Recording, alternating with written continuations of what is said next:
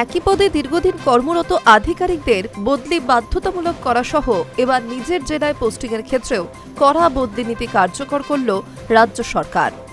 প্রশাসনিক সংস্কার দপ্তরের নির্দেশিকা মেনে স্বাস্থ্য ও পরিবার কল্যাণ দপ্তর একটি সার্কুলার জারি করেছে।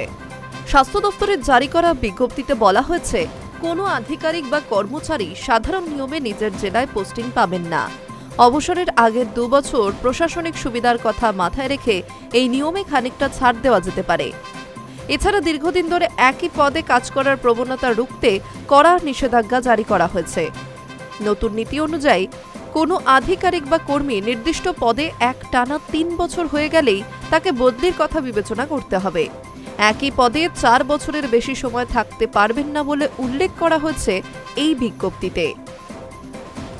স্বাস্থ্য দপ্তরের নতুন নিয়ম অনুযায়ী রাজস্ব আদায়, কর সংগ্রহ ও অন্য সংবেদনশীল ফিল্ড পোস্টিংয়ের ক্ষেত্রেও আরও কড়াকড়ি করা হয়েছে নিয়ম। দায়িত্বে থাকা কর্মীদের 2 বছর পূর্ণ হলেই বদলির প্রক্রিয়া শুরু করার সুপারিশ করা হয়েছে। কোনোভাবেই 3 বছরের বেশি একই দায়িত্বে রাখা যাবে না তাকে। স্বাস্থ্য দপ্তরের বিজ্ঞপ্তিতে জানানো হয়েছে, স্বাস্থ্য অধিকর্তা, স্বাস্থ্য শিক্ষা অধিকর্তা, আয়ুষ, হোমিওপ্যাথি, ড্রাগ কন্ট্রোল সহ স্বাস্থ্য দপ্তরের সব বিভাগে এই নীতি কঠোরভাবে কার্যকর করতে হবে। তবে প্রশাসনিক স্বার্থে বা বিশেষ পরিস্থিতিতে সংশ্লিষ্ট কর্তৃপক্ষ প্রয়োজন মনে করলে এই নিয়ম শিথিলও করতে পারবেন।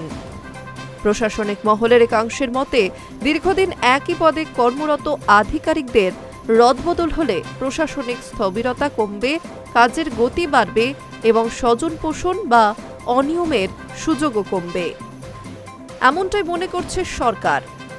সেই লক্ষ্যেই রাজ্য সরকারের এই নতুন বদলি নীতিকে অত্যন্ত তাৎপর্যপূর্ণ পদক্ষেপ হিসেবেই মনে করছে ওয়াকিবহাল মহলের একাংশ। Hi News network.